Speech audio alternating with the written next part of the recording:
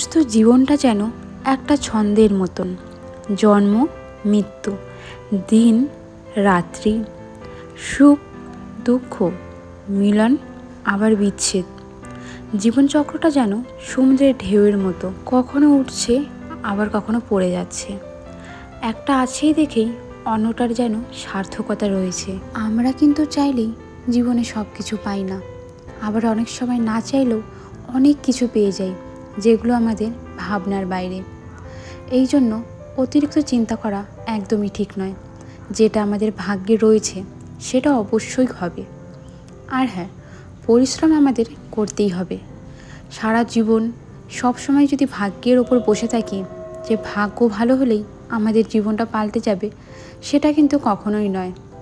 ভগবান আমাদের সবাইকে হাত পা সব কিছু ভালো মতো দিয়েছে, কিছু যাতে করে খেতে পারি সেই অবস্থা তো দিয়েছে। সেইটুকু পরিশ্রম তো আমাদের জীবনে করতেই হবে, তাহলেই কিন্তু ভাগ্য আমাদের সাথ দিবে। নমস্কার বন্ধুরা, আমি দিয়া। আমার একটি নতুন ব্লগ ভিডিওতে তোমাদের সবাইকে জানাই অনেক অনেক স্বাগত। কেমন আছো সবাই কমেন্টে জানাতে একদমই ভুলো না। আজ হলো সোমবার, সপ্তাহের শুরু। আজকে সকালে হাজবেন্ড, শ্বশুরমশাই, শাশুড়িমা সবাই ফিরে আসবে। কালকে তো ওরা গিয়েছিল এক জায়গায়, আজকে ফেরার দিন। সকালে এসেই আবার কাজে চলে যাবে। এই জন্য সকাল 6টার দিকে সম্ভবত বেরিয়েছে, ওই 8টার মধ্যে আবার বাড়ি ফিরে আসবে। এখান থেকে বিধাননগর যতটা সময় লাগে আর কি, বাইকে করে আসবে।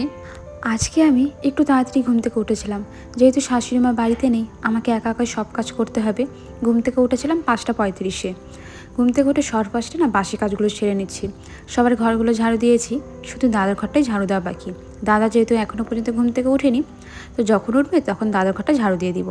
কালকে রাত্রেবেলা খাওয়া দাওয়া করার পরে বাসনগুলো আর ধোয়াই হয়নি, যেহেতু বাড়িতে তেমন কেউ ছিল না, আর আমার ইচ্ছে করছিল না যে বাসনগুলো ধুই। সকালে তো তাড়াতাড়ি উঠবো, এই জন্য বাসনগুলো রেখে দিয়েছিলাম। বাসনগুলো ধোয়া হয়ে গেলে এরপর আমি স্নানটাও করে নেব। স্নানটা হলো সব থেকে বড় কাজ, এটা আগে সেরে নিলে ধীরে ধীরে সব কাজগুলো যেন তাড়াতাড়ি হয়। আজকে আমি একটা জিনিস বেশ ভালো করে লক্ষ্য করলাম, যতটা সকালে ওঠা যায় কাজগুলো কিন্তু ততটা তাড়াতাড়ি হয়, আর দেরি করে ঘুম থেকে উঠলে কাজগুলো হয় না। আমি শুনেছি যখন সূর্যি মামা ওঠে, তুমি যদি তার অনেকটা দেরি করে ওঠো, তোমার কাজগুলো তাড়াতাড়ি হবে না, অনেক দেরি হবে। আর যখন সূর্যি মামা ওঠে তখন যদি তুমিও ঘুম থেকে ওঠো, তাহলে কিন্তু সূর্যি মামার সঙ্গে সঙ্গে তোমার কাজগুলো হয়ে যাবে। এই জন্য সকালে তাড়াতাড়ি ঘুম থেকে ওঠা খুব প্রয়োজন। আর তাছাড়াও সকালে উঠলে কিন্তু নিজের শরীরটাও অনেক ভালো থাকে। এদিকে আমি সিঁড়িতে জল দিতেই ভুলে গিয়েছিলাম। একা একা যেহেতু সব কাজগুলো করছি, এই জন্যই আর কি একটু উল্টোপাল্টা হয়ে যাচ্ছিল। ঘরে তো আমি রান্না বসিয়েছি, আর বাইরের কাজগুলো একসাথে সামলাচ্ছিলাম। এই জন্য যদি শাশুড়িমা বাড়িতে থাকতো তাহলে আমি শুধু রান্না করতাম, বাইরের কাজগুলো শাশুড়িমা করতো। দুজনে আর কি দুই দিকে কাজ করি, এতে অনেকটা সুবিধে হয়। সবাই যদি একদিকেই পড়ে থাকি রান্নাঘরে বা বাইরে, তাহলে আমার মনে হয় কাজ করতে অনেকটাই সময় লাগে। কালকে রাত্রেবেলা দাদা নিয়ে আসছিলো সোয়াবিন, বলেছিল আজকে সকালে যাতে বানিয়ে দিই। এই জন্য সকালে আলু সিদ্ধ করে নিয়েছি, আর সোয়াবিনটাও ভাজা করে নিয়েছি। রসুন, কাঁচা লঙ্কা এসব দিয়ে একদম ঝাল ঝাল করে সোয়াবিনের তরকারিটা বানাবো। সকালের রান্নাটা বেশি একটা ঝামেলা রাখিনি, ওই সোয়াবিনের তরকারি আর ভাত। আর এদিকে বানিয়ে নিচ্ছিলাম প্রত্যেক দিনের মতন চা। আজকে আবার দুধ চা হবে না, কারণ ঘরের দুধ নেই, আর এত সকালে আমাদের এখানে দোকান খোলে না।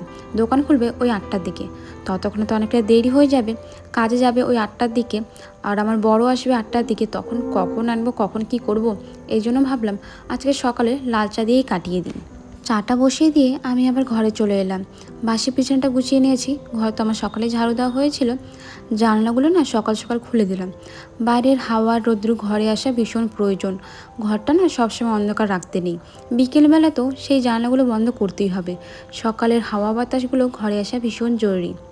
এদিকে দাদাকে 1 কাপ চা দিয়ে আমিও 1 কাপ চা নিয়ে নিলাম। সকালবেলা চা না খেলে যেন কেমন একটা লাগে। আগে চা খাওয়ার কোনো অভ্যাস ছিল না।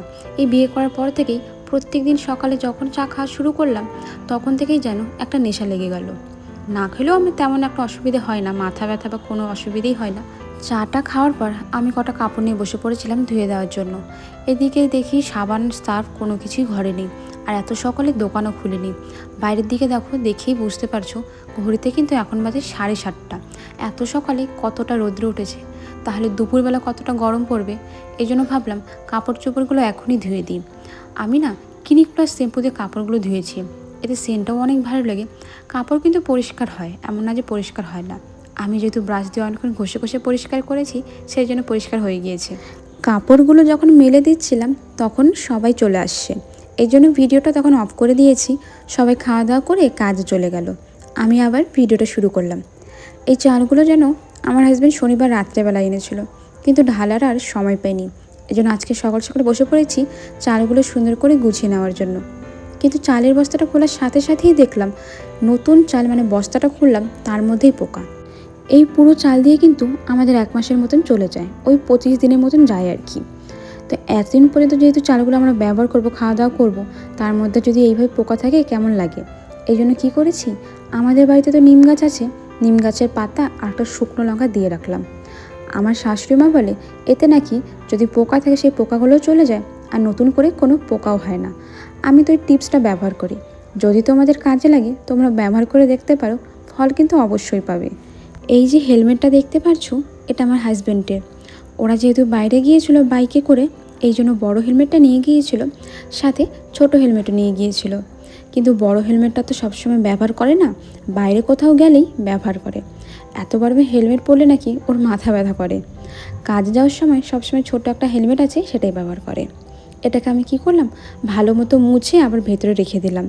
যেহেতু অনেকক্ষণ পড়েছিল, বাইরের ধুলোগুলো লেগেছিল, এত দাম দিয়ে কেনার জিনিস সেটা যত্নে না রাখলে কি করে চলবে। আমার আগের ভিডিওতে প্রিয়াঙ্কা বলেছ খুব সুন্দর, থ্যাংক ইউ প্রিয়াঙ্কা দিদিভাই। লাবণী দিদিভাই বলেছ অনেক সুন্দর হয়েছে, থ্যাংক ইউ লাবণী দিদিভাই। রিফা অফিসিয়াল থেকে বলেছ ফুল ভিডিও দেখলাম এবং আমার নাম নেওয়ার জন্য অসংখ্য ধন্যবাদ জানাই তোমাকে। তোমার ভিডিওগুলো ভালো লাগে এবং তুমি তোমার ভিডিওতে আমার নাম নেওয়ার জন্য বেশি ভালো লাগে। দিদি সম্পূর্ণ ভিডিও দেখলাম, ভালো থেকো দিদি, তোমার জন্য অনেক অনেক ভালোবাসা রিফা। ঘড়িতে কিন্তু এখন বাজে মাত্র 10টা। আজকে দেখো সকাল সকাল আমার সব কাজ হয়ে গেছে, রান্নাবাড়ি কমপ্লিট, বাইরে মোটামুটি কাপড় ধোয়ার থেকে শুরু করে সব কাজই কমপ্লিট। এখন শুধু ঘরটা মুছে নেব, কারণ আমার তো কমেডি ভিডিও বানানোর আছে, এই জন্যই চেষ্টা করি ঘরের কাজগুলো সকাল সকাল শেষ করার। খাওয়া দাওয়াটা কমপ্লিট করে আমি ভিডিওটাও কমপ্লিট করে নিয়েছিলাম। এখন ঘড়িতে বাজে প্রায় 1টার মতন।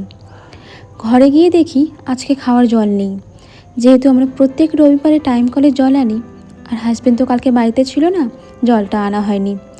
এখন এই পুরো সপ্তাহ জুড়ে আমাদের কুয়োর জল খেতে হবে। আমাদের যে ফিল্টার আছে সেটাকে ভালো মতো করে পরিষ্কার করে নিলাম। পাশেই রয়েছে একটি কুয়ো, জলটা ভালো আছে, অতটাও ভালো না আবার অতটাও খারাপ না, মাঝামাঝি আর কি। গিয়ে জলটা নিয়ে এলাম। এই জলটা আমাদের একদিন যাবে, কালকে সকালে গিয়ে আবার আমাকে জল আনতে হবে। এখন তো দুপুরের সময় একটু কাজ করলেই ভীষণ গরম লাগছে, আর গরম লাগলেই আমি সবসময় চেষ্টা করি অনেক জল খাওয়ার, কারণ জল খেলেই আমাদের স্কিন যেমন ভালো থাকে, তার সাথে কিন্তু আমরা নিজেরাও অনেক ভালো থাকি। সকালবেলা যে সোয়াবিনের তরকারি রান্না করেছিলাম সেটা না অনেকটা কম পড়ে গিয়েছিল, এই জন্য দুপুরবেলায় দোকানে গিয়ে একটু মুসুর ডাল এনেছিলাম। এই গরমে কিন্তু মুসুর ডাল খেতে ভীষণ ভালো লাগে। এখন তো কাঁচা আম পাচ্ছি না, কাঁচা আম দিয়ে ডাল বানালে তার তো কোনো তুলনাই হয় না। আমি রসুন, পেঁয়াজ, শুকনো লঙ্কা সব কিছু সম্বার দিয়ে ডালটা বানিয়েছি। ডালটা খেতে ভীষণ ভালো হয়েছিল। প্রেশার কুকারে ডালের সাথে আমি 2টো আলু সিদ্ধ দিয়েছিলাম। পেঁয়াজ ভেজে কাঁচা লঙ্কা দিয়ে আমি কিন্তু আলু মাখাটাও করে নিয়েছি। এই গরমে কিন্তু এর থেকে ভালো খাবার আর একটাও হয় না। চলো আমরা তাহলে দুপুরে খাওয়া দাওয়া কমপ্লিট করি আর ভিডিওটাও এখানে শেষ করি। দেখা হবে পরের ভিডিওতে, টাটা।